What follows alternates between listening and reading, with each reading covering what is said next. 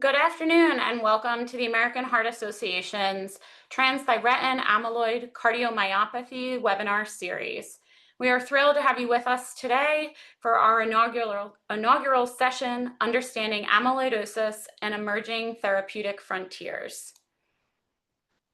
Before we begin, a few quick housekeeping items to note. Today's webinar is being recorded. All participants have been muted upon entry to reduce background noise. We encourage your questions throughout this session, so please feel free to submit your questions via the chat at any time. We will address as many questions as time allows during the dedicated Q&A portion at the end of today's webinar. If you prefer to ask your question verbally during the Q&A later on, please use the raise your hand feature or request to be unmuted so we can call on you directly. A recording of today's session will be available in the coming weeks as an enduring resource on www.heart.org. My name is Devin Marie Keating, and I serve as a Director of Operations at the American Heart Association, overseeing our work in amyloidosis. It is a pleasure to welcome you all today as we explore the evolving science and clinical potential surrounding this complex and often under-recognized condition. We have an incredible session ahead, and I'm looking forward to a dynamic conversation with our expert speakers and with all of you. I would like to take a moment to extend a sincere and special thank you to Intellia Therapeutics for supporting the AHA in our efforts to impact and improve transthyretin amyloid cardiomyopathy awareness and education. This webinar series builds on the AHA's Science Advisory released in November 2024, just ahead of our annual Scientific Sessions Conference, formally recognizing gene therapy as a transformative strategy in the management of cardiovascular disease. This publication emphasizes the potential of gene therapy, not only to treat, but to prevent disease, alleviating lifelong medication need, and introducing the possibility of durable cures, setting the stage for innovation and dialogue around the integration of gene-based therapies into clinical cardiovascular care. The ATTR-CM educational webinar series was developed to address the growing need for awareness, early diagnosis, and equitable access to care for ATTR-CM. Through expert-led sessions, the series supports cardiovascular and multidisciplinary care teams in advancing knowledge and action across 4 key goals: educate on clinical recognition, diagnostic pathways, and emerging treatments; elevate awareness of care disparities, particularly in underserved populations; engage teams through real-world strategies for early detection and coordinated care; and equip clinicians and patients with resources to support informed decisions and improved outcomes. We're proud to build this series alongside leaders in research, care, and advocacy, and grateful to have you all with us today. It is now my pleasure to introduce you to today's expert speakers. Dr. Andrew Landstrom is an associate professor of pediatrics and cell biology at the Duke University School of Medicine. Dr. Landstrom is a physician scientist whose work bridges genetic cardiovascular disease, molecular pathogenesis, and novel therapeutics. Dr. Landstrom's research has significantly advanced our understanding of inherited cardiomyopathies and electrophysiologic disorders. Dr. Joshua Hare is the Lewis Lemberg Professor of Medicine and the Director of Interdisciplinary Stem Cell Institute at the University of Miami Miller School of Medicine. Dr. Hare is an internationally recognized leader in regenerative cardiology with deep expertise in translational science and cellular and gene-based therapies for heart disease. We're honored to have you both with us today. Disclosures for Dr. Landstrom and Dr. Hare.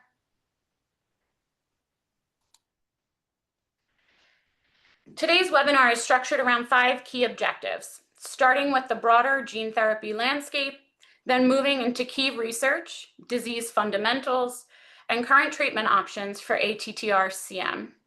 We'll wrap up with a look at what's ahead in education and innovation.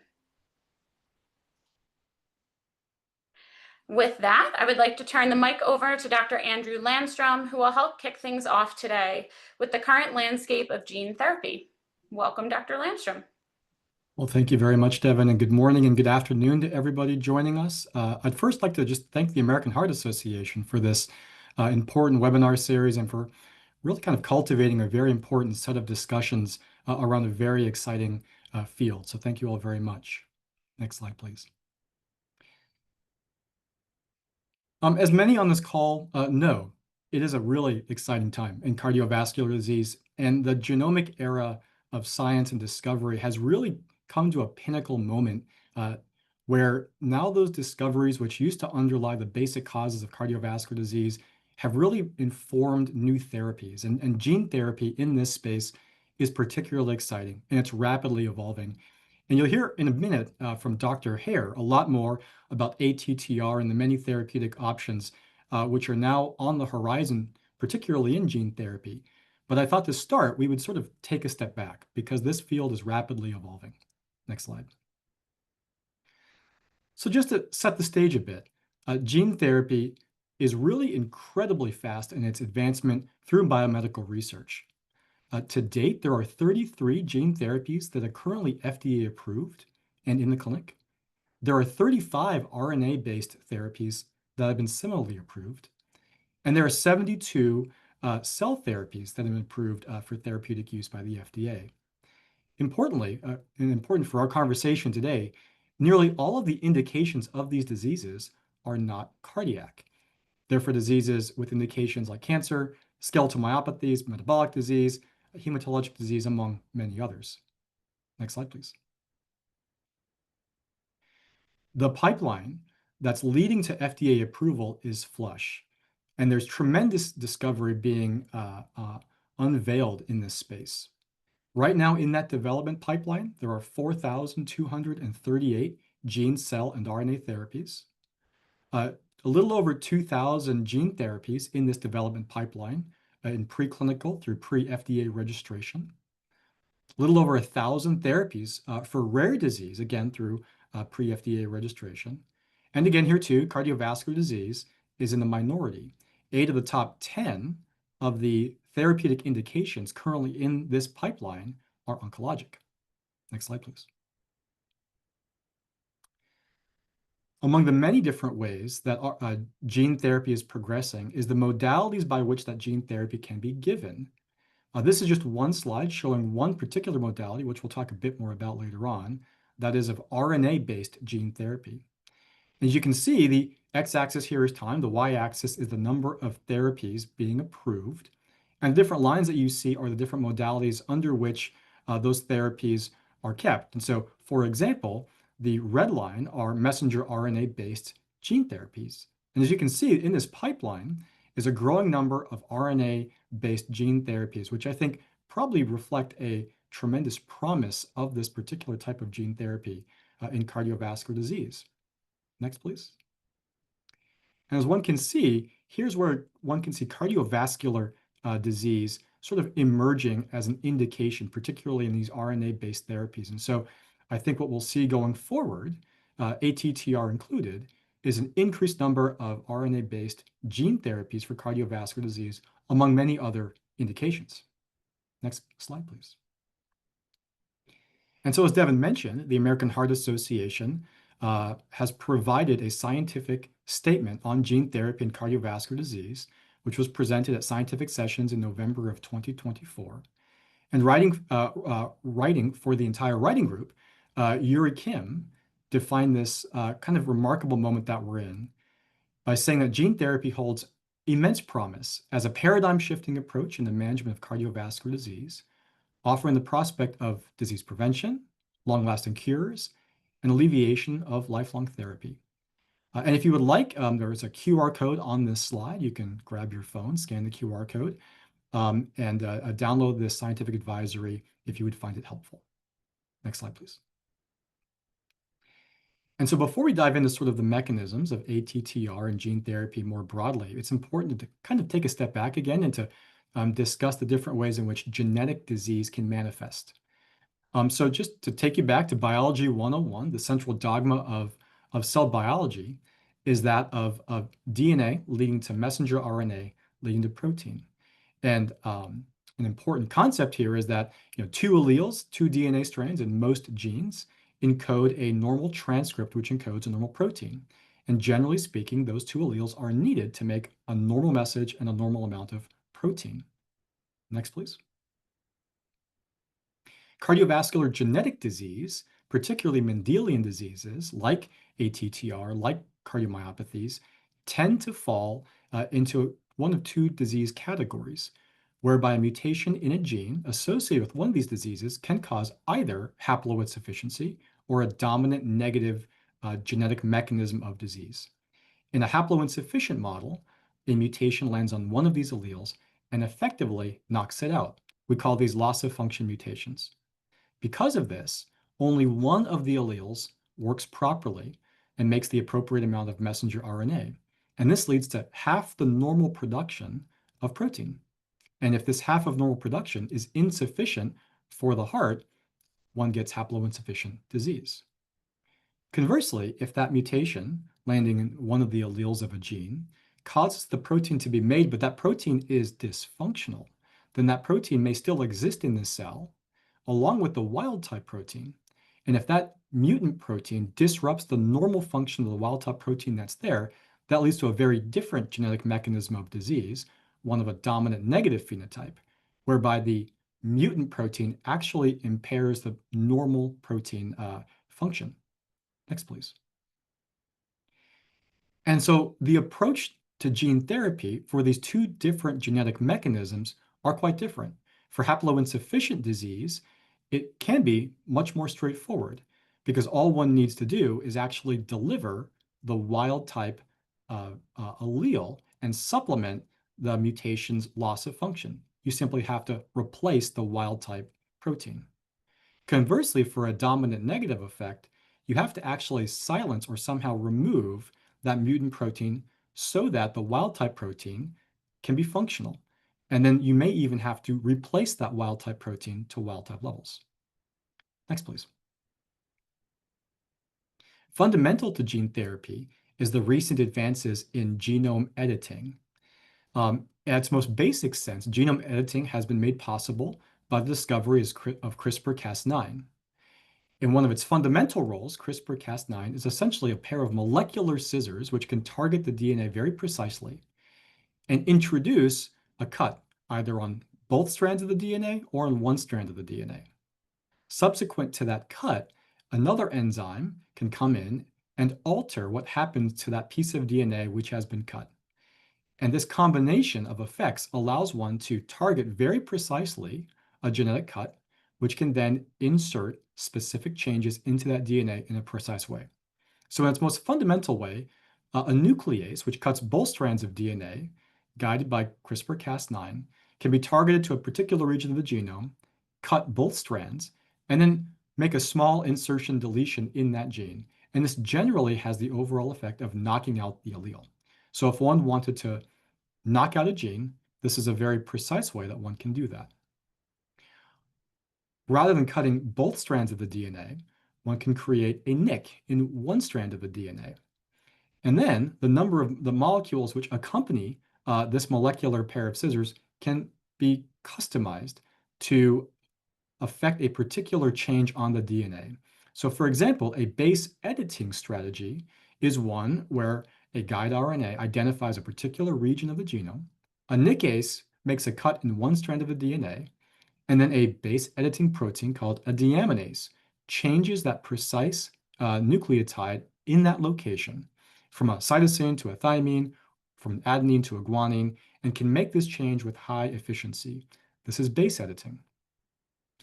If it's not a deaminase, but rather a reverse transcriptase enzyme that's being used, one can then actually prime edit the RNA, leading to very precise nucleotide changes in the RNA as it's being made.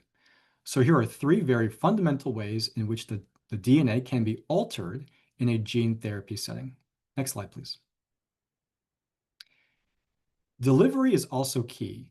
And so principally in cardiovascular disease, targeting of the heart is really important. Targeting the heart is also really quite hard. There are only certain things that would like to go to the heart so that a payload like a gene therapy payload can be effectively delivered. One of the most effective ways to deliver a gene therapy is through a virus, and a specific virus called AAV, which has a strong tropism for the heart, is predominantly used to deliver payloads specifically to cardiac cells. This poses issues, as we'll talk about. There are other ways to deliver this payload, and a principal way, besides viruses, is lipid nanoparticles, which can be engineered to target specific organs and deliver a payload there too. This has particular benefit in organs like the liver. Next slide, please. There are certain themes for cardiovascular gene therapy that predominate all of the preclinical and clinical trials that are currently in place.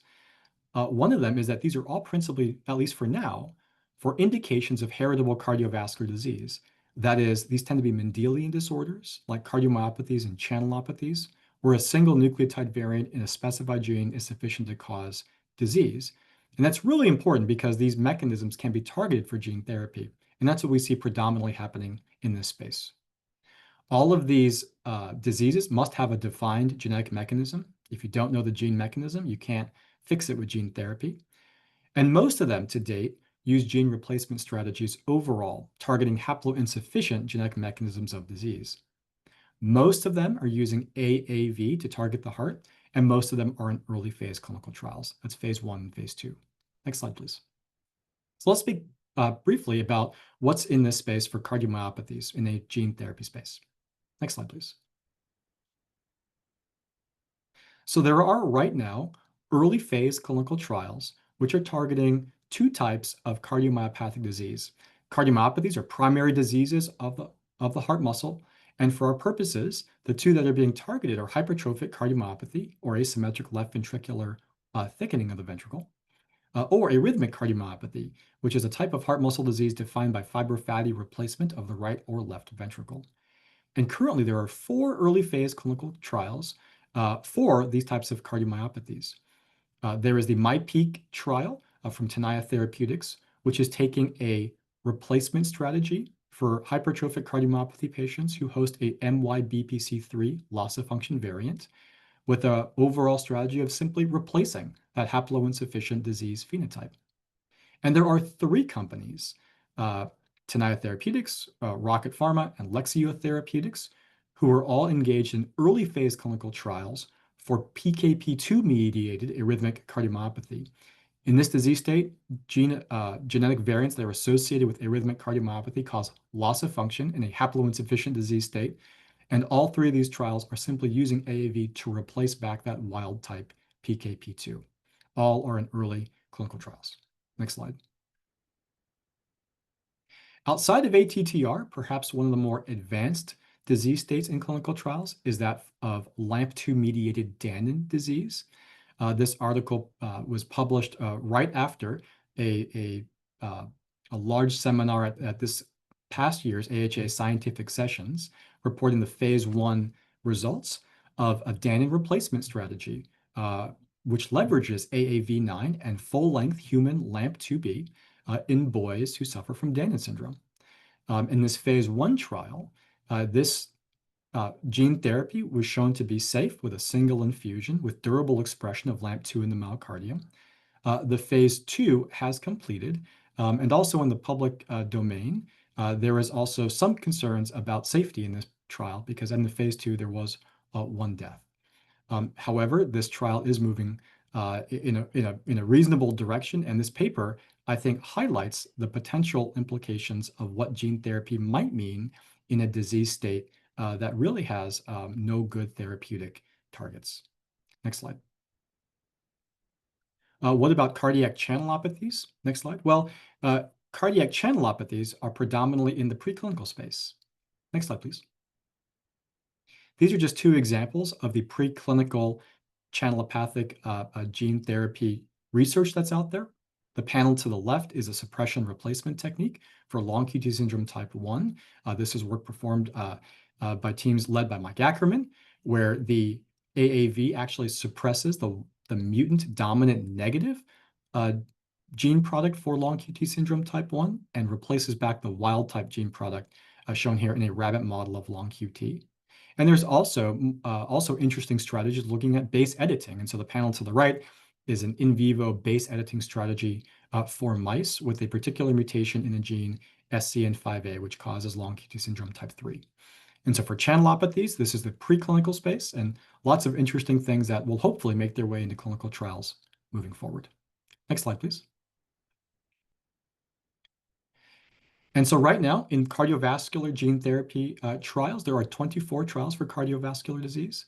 12 are for metabolic disease, such as Pompe, Danon, and Fabry's. 6 are for familial hypercholesterolemia. 6 are for genetic or acquired cardiomyopathies.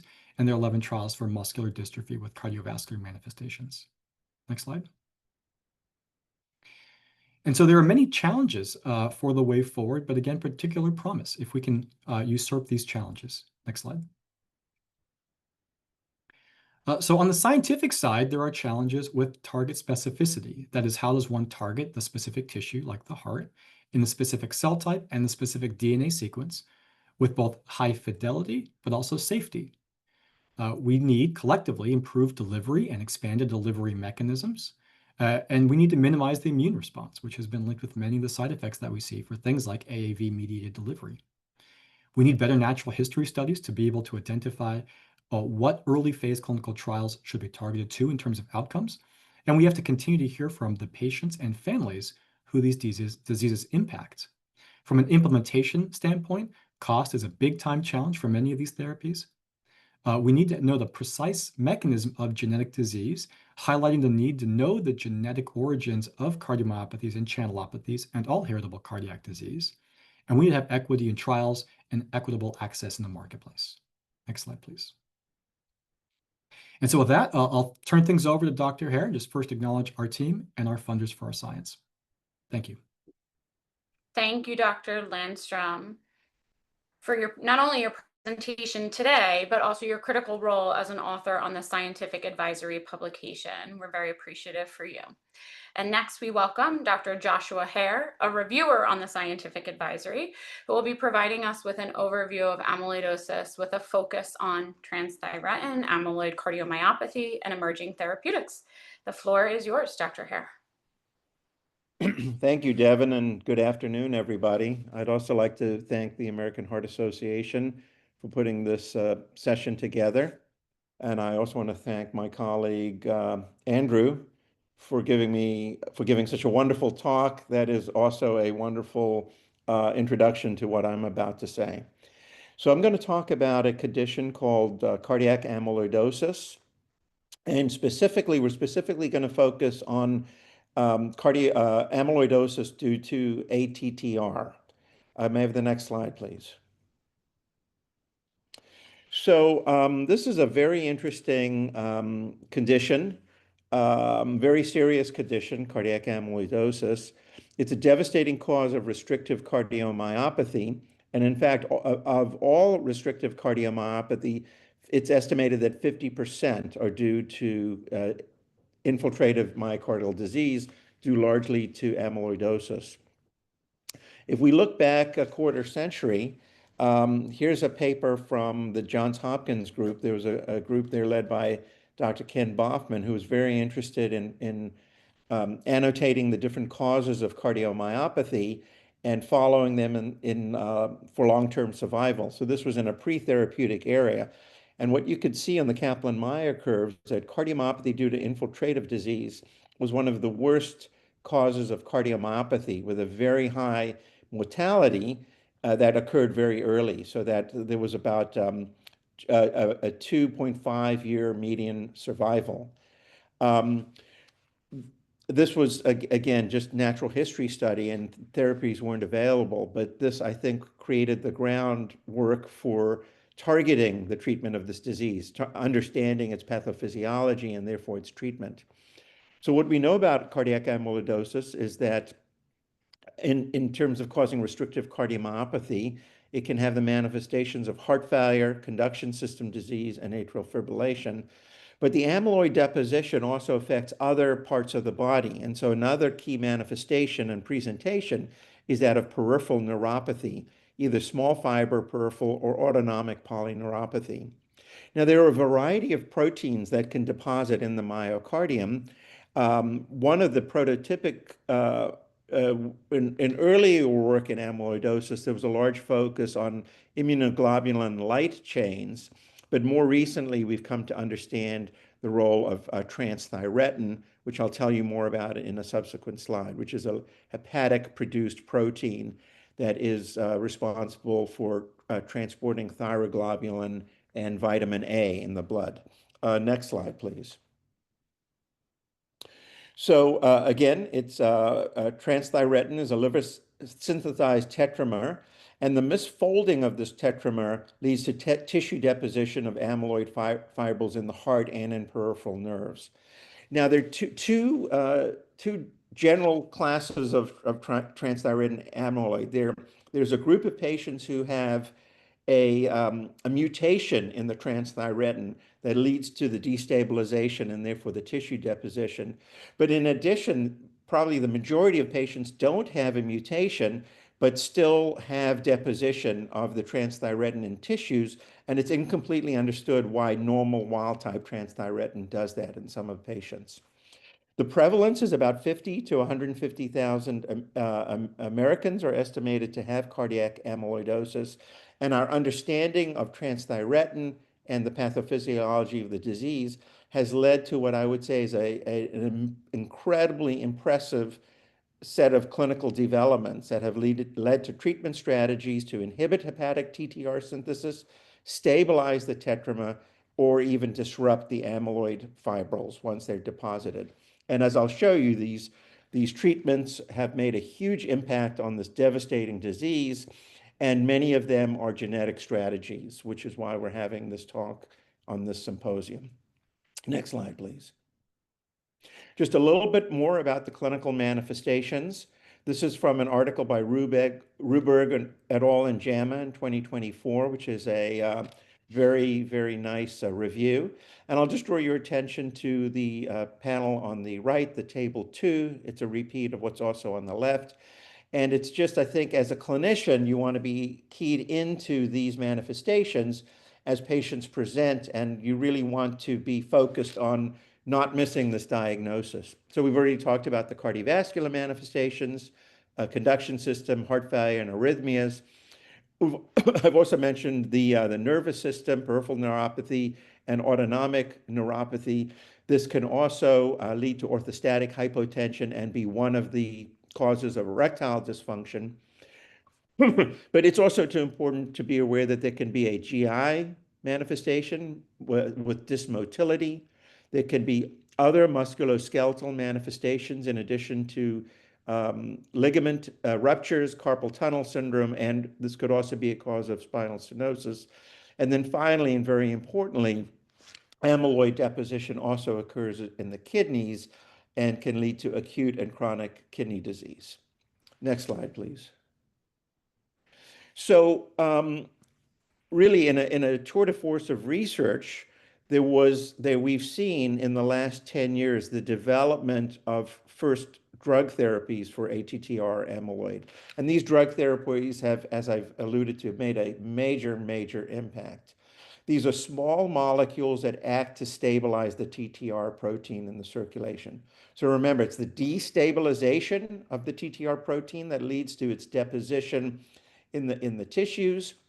And two drugs, the first one that was approved was called tafamidis, and just very recently, at the end of 2024, another amyloid stabilizer, acoramidis. So tafamidis was first tested for familial amyloid polyneuropathy and approved in the US for ATTR. Acoramidis is approved for cardiac ATTR, and again, that just is a brand new approval less than 6 months ago. Next slide, please. So I just want to show this to show how impressive the introduction of tafamidis has been. This was a placebo-controlled trial looking at 264 patients with tafamidis versus placebo. This was published in the New England Journal of Medicine in 2018. And there's a very impressive risk reduction in all-cause mortality as well as in the need for hospitalization. And you can see the hazard ratios listed here for both. So the hazard ratio is 0.7 for all-cause mortality, and this was highly statistically significant and a very, very impressive result, reducing this very devastating degree of mortality in patients with amyloidosis. Next slide, please. So just a little bit more about the protein itself, as we will now turn to discussions of gene therapy. So again, this is a protein that's formed in hepatocytes largely, greater than 95%. There's also production in the choroid plexus and the retinal pigmented epithelium, but by and large, the majority is in hepatocytes. This circulates, and the destabilization of the tetramer, as I've said, can lead to misfolded amyloidogenic monomers with deposition in the heart. Now, what if we could, using all the wonderful techniques Andrew outlined for us, suppress the production of TTR in the first place using genetic strategies? Could that potentially work? And there's been a lot of work there, and that has led to actually the first drug approval and a very early testing of the CRISPR-Cas9 strategy in humans. Next slide, please. So this is just a brief review of what was summarized in Andrew's talk. There are different strategies we can use to interfere with the gene production. We can use antisense oligonucleotides, which are typically short 16 to 20 nucleotide single-strand oligos. These can bind to complementary mRNA and degrade the mRNA in such a way that the protein can't be produced. We can also use small interfering RNAs, which are double-stranded RNA molecules. They can bind complementary RNA, also leading to degradation. They must enter the cytoplasm of target cells. And then finally, CRISPR-Cas9, which is this very exciting new technology. The cartoon video on the right shows CRISPR-Cas9 in action. And as Andrew laid out for us, we can use CRISPR-Cas9 to silence a gene and reduce its production. So where are we clinically in the development of these strategies? Next slide, please. So we have a variety of molecules that have actually been used. We've got something called patisiran, which is a silencing RNA, already approved for polyneuropathy. We've got vutrisiran, which is an RNAi interference technique. This was just approved in 2025 for cardiac ATTR. In experimental production, inoterceran and the CRISPR-Cas9 molecule, which is doesn't even have a name yet. It's still referred to as NLTA 2001. It's CRISPR-Cas9 encapsulated in a lipid nanoparticle, which can deliver it to the liver, and it produces an incredibly impressive dose-dependent TTR knockdown and has already shown to be safe, as I will show you in an upcoming slide. Next slide, please. These are the results of vutrisiran. As I told you, it's just been approved. And here again, you can see the impact on all-cause mortality in panel A of the active drug versus placebo, producing again, similar to the drug, a hazard ratio of 0.72 that's highly statistically significant. So this drug, which impacts the production at the RNA level, is been shown to be clinically effective and is approved at this current time. This was just published, I believe, in the January 1st issue of the New England Journal of Medicine 2025, and the reference is there. Next slide. Finally, I think something that's extremely exciting and very promising. This is a New England Journal of Medicine article from 2024 of the impact of NTLA 2001, which is the CRISPR-Cas9. There's very nice schematics here that I encourage people to look at in greater detail if you're interested in this.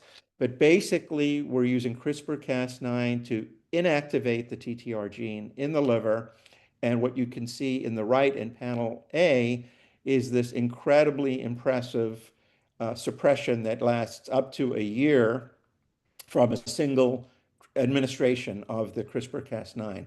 It's dose response, so at the 1.5 milligrams per kilogram, you only see a partial suppression, but once you get to 3 or 6 milligrams per kilogram, you're getting a near total suppression of TTR concentration in the blood, again, from this single administration. So this was shown in phase 1. It's touted as having several advantages over the siRNA approaches in terms of safety and ease of application, given the fact that it can be only given probably once a year or maybe even less frequently. So I think we can all, I believe that studies are ongoing now, and we can expect to see the clinical impact of this strategy in patients tested in the future. So one more slide just to summarize what I've told you. Next slide, please. As I've gone over, amyloidosis is a devastating cause of heart failure, 50% of restrictive cardiomyopathy, and what a difference a quarter century makes. I showed you the terrible, terrible, terrible survival rate of these patients in the 2000 publication. We have treatments. We have a rapidly evolving landscape leading to dramatic change in the outlook for affected patients. There are now therapies based on TTR stabilization with small molecules or using siRNA. Both strategies have been shown to reduce all-cause mortality. In my clinic, I use these strategies significantly, and I have the sense that they're working even better in patients than the studies show. That's just my personal experience as a clinician. I'll say that as a caveat to that comment. What's very exciting and on the horizon is the evolving strategies, and we start to see the CRISPR-Cas9 technology, which has huge promise and huge excitement, led to a Nobel Prize in the last couple of years, of actually using CRISPR-Cas9 to inactivate the TTR gene and using that as a long-term, robust strategy to treat patients with ATTR cardiomyopathy. I'll end there. I thank the AHA for including me on this panel, and I think we have a few more comments and then open to questions.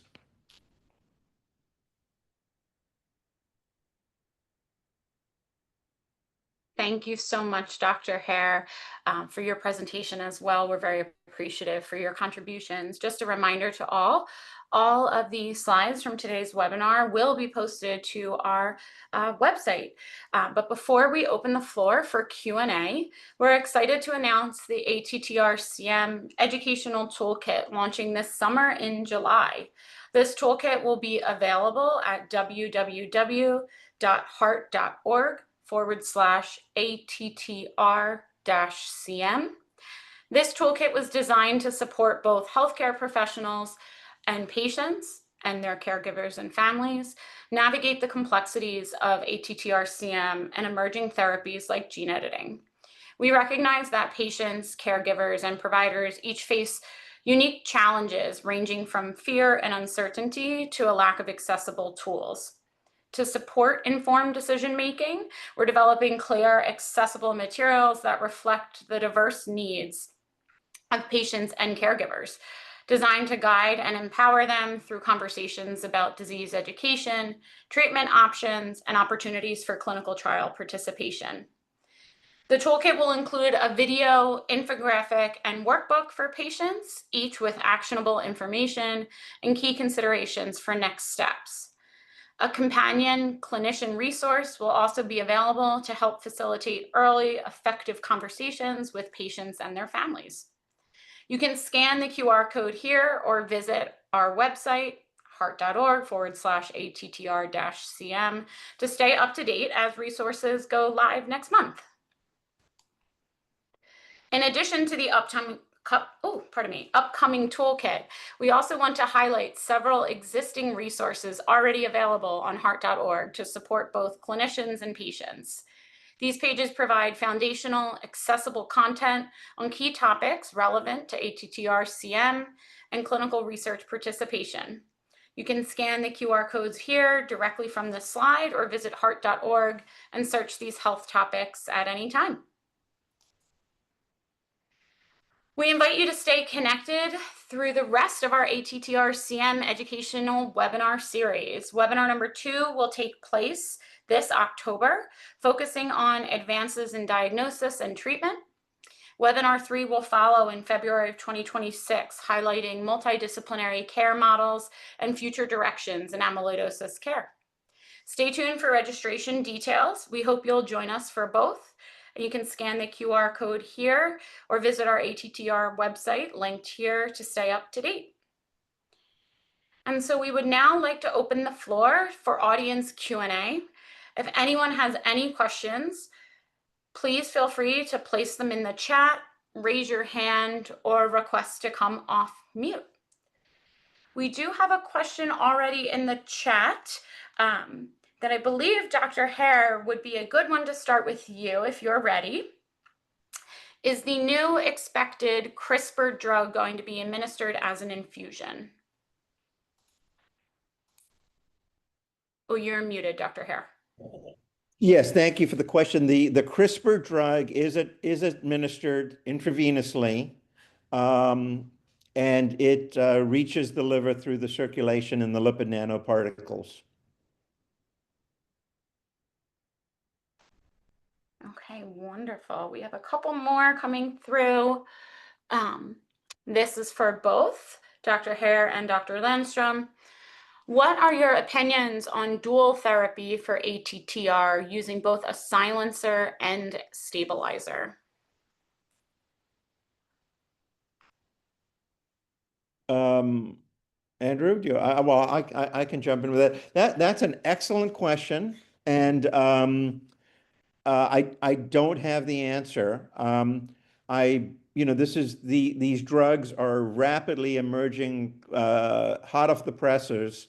And as I said, in the last 6 months, we've just seen the approval of 2 drugs, one silencer and one additional stabilizer.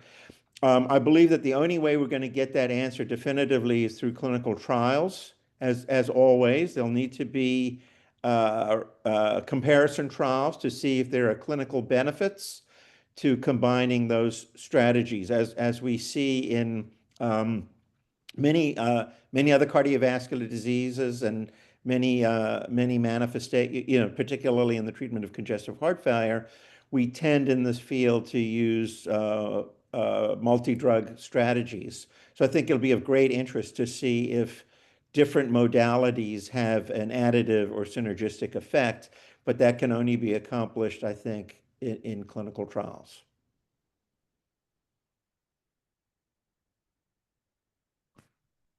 Dr. Landstrom, anything to add there? No, nothing to add specifically, but just to echo, what Dr. Hare was saying about, I think a stepwise approach here is needed, right? So anytime there's new therapy, a stepwise approach to ensure that therapy is safe and efficacious through well-designed clinical trials is important. And then, secondary to that is whether combinations of approved therapies or experimental therapies might be helpful. And just like Dr. Hare said, I think those come after the individual therapy gets approved. Wonderful. Another question in the chat: how soon will the results of the CRISPR study be released? I will tee this up to you both to answer, but just to note, the phase 3 trial of NTLA 2001 is underway and enrolling. So those results will be coming when that trial completes. But any comments on the previous studies, Dr. Landstrom or Dr. Hare?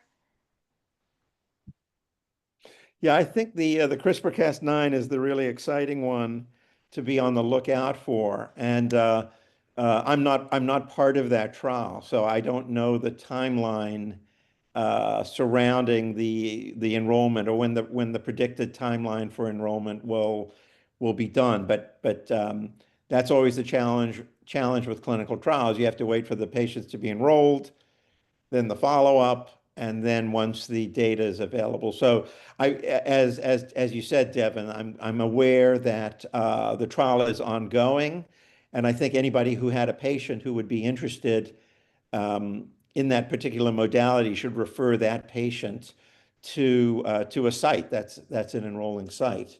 Um, so that would be my recommendation. But again, the results are always a function of completing the enrollment of a trial. Wonderful, thank you.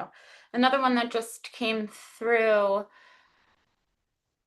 What advice do you have for health systems needing to adapt to deliver gene therapy, including patient education, multidisciplinary care coordination, and follow-up infrastructure? Yes to all of those things. I mean, so you're absolutely right. And I think the person who asked that question is certainly on the right track. I think gene therapy right now really takes a multidisciplinary team approach, really, truly. One in the preclinical phase, in the trial phase, and then certainly in the immediate sort of post-trial FDA approval phase. These therapies are they're experimental, they're new, especially if it's virally delivered. There can be significant immunologic and other side effects associated with that therapy. We also don't have a good handle on who's at most risk or the best way to prevent those potential side effects from occurring. And there can be deaths. And oftentimes, for example, an AAV-based therapy, where there is a sort of a systemic response to that virus, it requires a multidisciplinary team to care for that individual. And so the answer is yes, we are early days. And so responsible delivery of these therapies really requires kind of an all hands on deck approach. And so this will probably limit, at least in the short to medium term, the centers where these therapies can be given in terms of trials, as well as in the sort of the early post-FDA registration phase. One would hope then, as technology continues to improve, as the side effect profiles improve, that the bar would then fall, and then institutions could safely deliver these with less unknowns. But until then, the person who asked that question is 100% spot on. It's going to be all of those things. I could just make a comment also, if Please. I may, I think it was very astute that this will affect healthcare systems and healthcare delivery because we're seeing a shift away of treating, terrible diseases with IV infusions. I think it's not too dissimilar from what's evolved in cancer treatment, whereby oncology centers need to have outpatient infusion centers where patients can be closely monitored. And I think we're going to see that in the cardiovascular field and other fields as well, that we're going to have to prize ourselves of those kinds of centers that have been led, the way has been led for us in oncology. You can even foresee down the road, what typically happens in any field. I think when something's new and experimental, we're more keyed into the side effects and the patient safety. But after a few years of experience, we often find that things are safer than we expected. And so you can foresee a future. I'm not sure when that would be, but the possibility that these types of treatments would even be able to be delivered in doctors' offices, not even in hospitals. And again, that's in the future. That's a speculation on my part.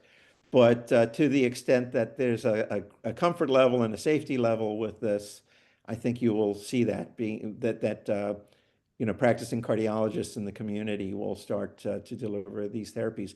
Because I think the other feature that tends to occur with a disease like amyloidosis, when treatments evolve, is that our recognition of the patients increases, and there are probably a lot more patients out there that are being missed right now.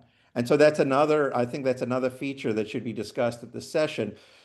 which is that maybe we're missing a lot of the patients. If you when you go through the clinical presentations I did, these are very common presentations of elderly people with heart disease. So we can expect, I think, many, many more patients to be detected in the future. So that is a wonderful segue to a next question that came through.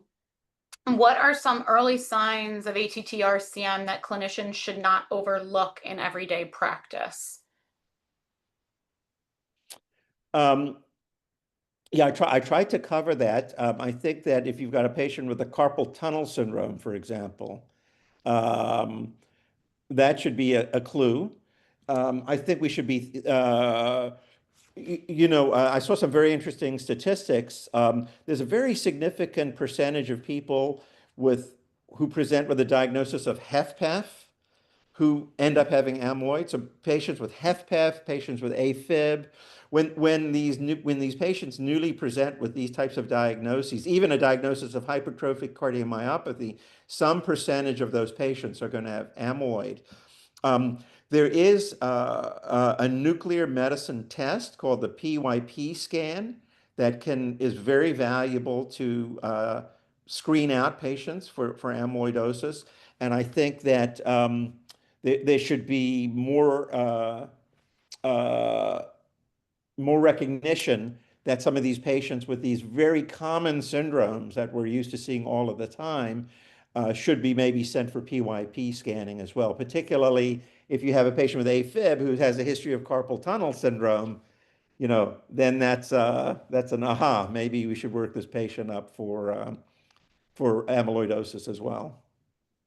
I might also kind of build upon that and say this is also the case for diagnostic genetic testing, right? So if you see evidence of primary myopathic disease, go ahead and getting that diagnostic gene panel, which would include TTR, looking for diagnostic variants. And if you pick up a likely pathogenic or pathogenic variant in TTR, know that the mode of inheritance is autosomal dominant, right? So you're regardless of the biological sex of the parent or the child, 50-50 chance of passing that allele down. And so you can detect from one proband a whole family potentially with genetic risk who should be monitored for clinical risk if they have that genetic variant. So as genetic testing expands, I think Josh is exactly right. Our ability to detect this both clinically and preclinically in the subclinical space with a genetic risk factor like the variant is going to increase. Great, thank you. And last question, as we're almost approaching the top of the hour, but I think this is a good one to end on. What strategies might be needed to ensure equitable access to gene therapy? Well, maybe I can take a swing at this and Josh back me up. I think really anytime you have an experimental therapy that's expensive to deliver, that's going to be restricted, at least initially, to certain institutions, there are barriers for ensuring that that therapy then expands and is accessible to everybody. And the barriers there are numerous, but I think usurpable. One of them, for example, is who do you enroll in your clinical trial? And they look like the individuals who you ultimately want to treat in the general population. That's a big time challenge.